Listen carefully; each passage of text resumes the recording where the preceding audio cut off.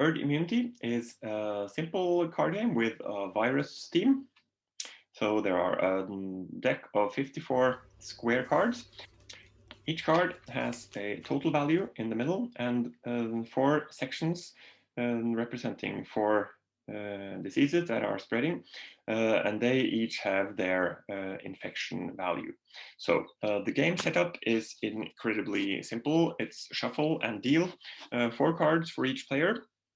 So from anywhere from 2 to 6 players can play 4 cards, and then it's basically a trick-taking game. Players play 1 card each. The player who played the highest value wins the trick, and that means that player gets to choose first from the table which of the cards played they want to place in their own board.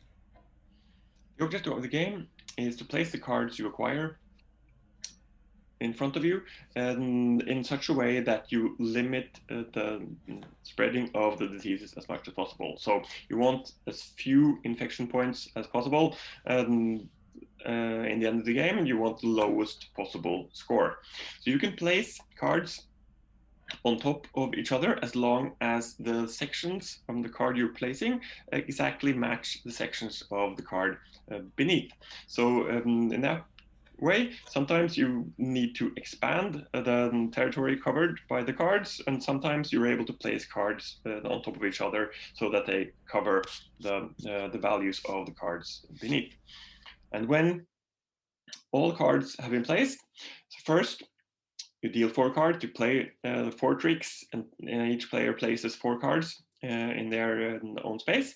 Then you deal 4 new cards to each player, play 4 new tricks, and place those 4 cards into your space as well. So when everyone has placed 8 cards into their own space, then you count the points.